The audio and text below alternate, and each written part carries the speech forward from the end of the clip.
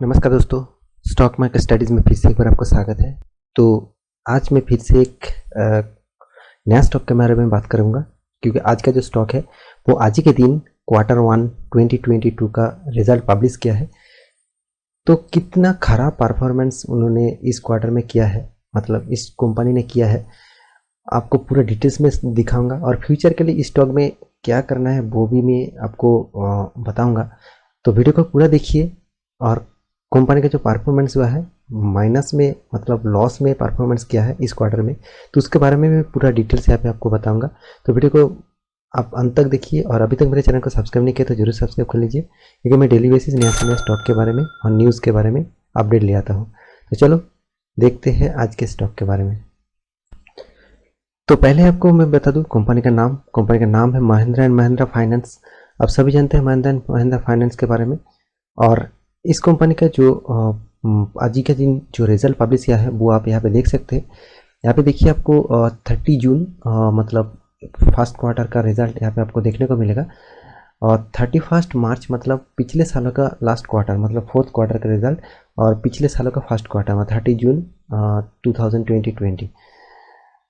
तो ये रिजल्ट में कंपेयर करूँ तो मैं टोटल रेवेन्यू की बात करूँ, जो जितने सारे सेल्स और rental income, dividend income, interest income, तो बहुत सारे इनकम लेकर टोटल जो इनकम रेवेन्यू कंपनी जनरेट किया है वो पिछले सालों में देखिए 3000 यहाँ पे करोड़ों में दिया गया है। 3000 करोड़ पिछले क्वार्टर में हुआ था, और इस क्वार्टर में 2549 करोड़, मतलब देखा जाए रेवेन्यू पिछले क्वार्टर से 500 करोड़ का मतलब कम हुआ है।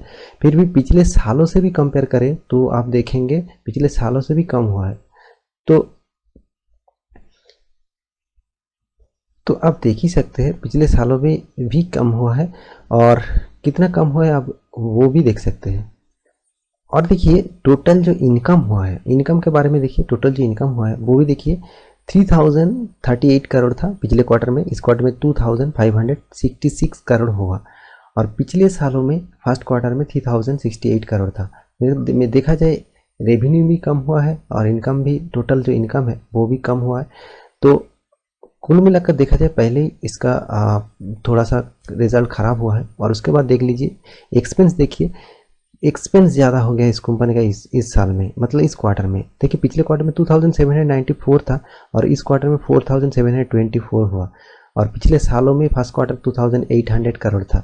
मतलब देखा जाए पिछले क्वार्टर और पिछले सालों की क्वार्टर से, फर्स्ट क्वार्टर से कंपेयर करें तो डबल यहाँ पे एक्सपेंस कंपनी कर चुके हैं। तो इसीलिए कंपनी को ज़्यादातर लॉस देखने को मिला। टोटल जो लॉस हुआ है आप देख ही सकते हैं। टैक्स पे करने से पहले कंपनी का लॉस देखिए, पिछले क्वार्टर में तो प्रॉफिट था वो भी 255 करोड़ का, और इस साल में देखिए 2141 करोड़ का लॉस। मतलब कितना लॉस हुआ है, डबल से ज़्यादा, 4 गुना लॉस हुआ है कंपनी का। तो आप देख ही सकते हैं कितना खतरा है इस कंपनी के लिए। तो बहुत अच्छा खासा लॉस हुआ है, और टैक्स पे करने के बाद कंपनी ने जो लॉस किया है वो 1573 करोड़, जो पिछले क्वार्टर में 218 करोड़ प्रॉफिट था, उससे घटकर 1573 करोड़ का लॉस। मतलब कितना ज़्यादातर लॉस हुआ है कंपनी का आप देख सकते हैं, क्योंकि उसका मेन रीजन है कंपनी ने इनकम कम किया है और एक्सपेंस डबल से ज़्यादा कर चुके हैं। तो इसीलिए उसका ज़्यादातर लॉस में यहाँ पे कंपनी को देखने को मिला। यहाँ पे आपको मैं सेगमेंट वाइज रेवेन्यू दिखा दूँ तो पिछले क्वार्टर में टोटल जो सेगमेंट वाइज रेवेन्यू था वो 3000 था, और इस क्वार्टर में 2586 था। पिछले सालों के फर्स्ट क्वार्टर से कंपेयर करें वो 3068 करोड़ था। मतलब देखा जाए इस साल में रेवेन्यू भी सेगमेंट वाइज कम हुआ है, और segment wise profit and loss भी देखिए पिछले क्वार्टर में 255 करोड़ था, और इस साल में तो मतलब इस साल का फर्स्ट क्वार्टर में 2022 का फर्स्ट क्वार्टर में आपको देखने को क्या मिला है, 2141 करोड़ का लॉस। ये जो बैकेट में दिया हुआ है ना, इसका मतलब है लॉस में है। तो कंपनी लॉस में, प्रॉफिट बिफोर टैक्सेस, मतलब टैक्स पे करने से पहले इतना लॉस है, तो लॉस टैक्स पे करने के बाद कितना लॉस हो चुका है आप देख ही सकते हैं। तो कंपनी का बहुत अच्छा खासा लॉस यहाँ पे आपको देखने को मिल रहा है। तो कंपनी टोटली खतरे में है, और आज ही के दिन कितना मतलब ज़बरदस्त गिरा है स्टॉक वो देख ही सकते हैं। और पिछले दिन मतलब काल के दिन भी आपको यहाँ पे ज़बरदस्त स्टॉक गिरने को देखने को मिलेगा।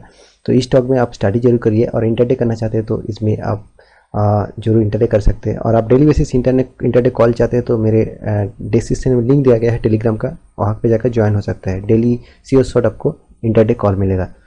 कंपनी का year of year basis revenue देख लीजिए, पिछले सालों में 11,000 करोड़ था रेवेन्यू और इस साल में 12,000, मतलब रेवेन्यू ठीक ठाक ये साल बेसिस ठीक हुआ है।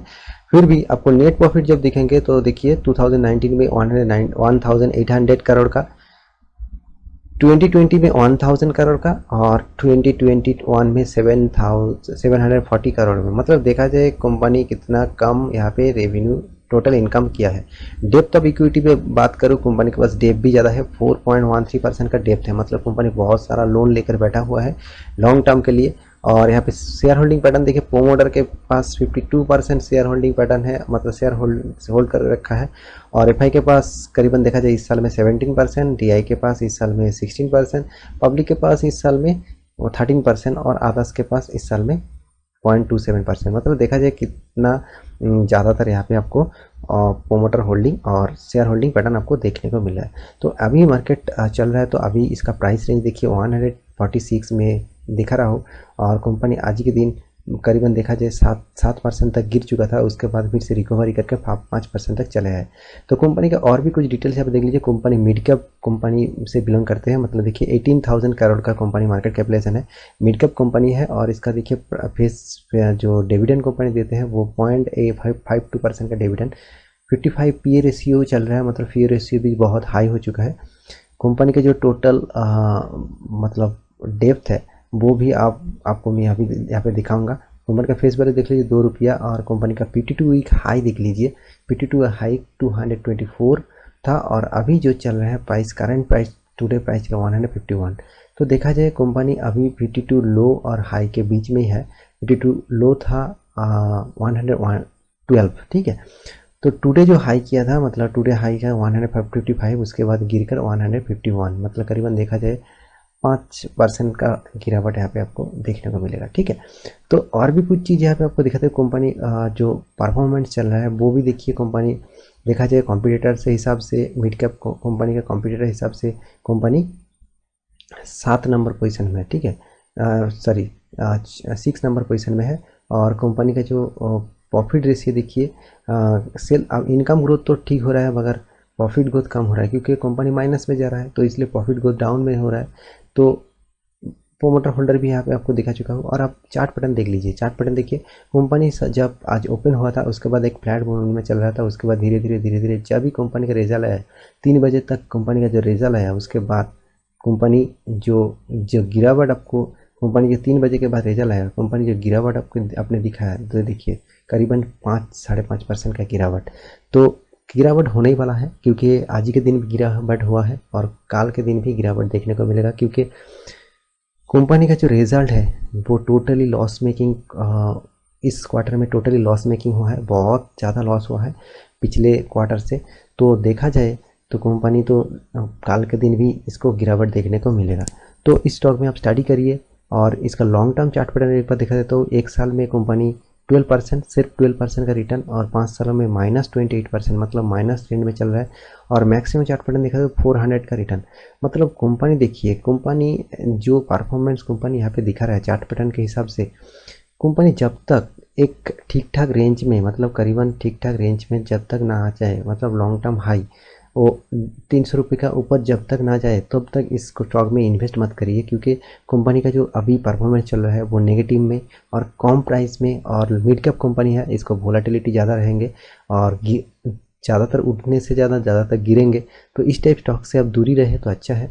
तो फाइनेंस सेक्टर के लिए बहुत सारे अच्छा स्टॉक है, उसमें आप इन्वेस्ट करिए।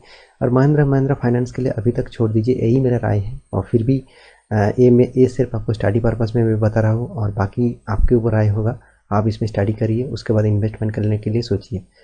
तो आई होप पूरा डिटेल्स आपको जानकारी मिल चुका होगा। तो प्लीज़ मेरे वीडियो को आपको अच्छा लगता है तो प्लीज़ लाइक करिए, और कुछ कहना है तो मुझे प्लीज़ कमेंट करिए, और मेरे कुछ गलती हो तो मुझे माफ़ी भी कर दीजिए, ठीक है।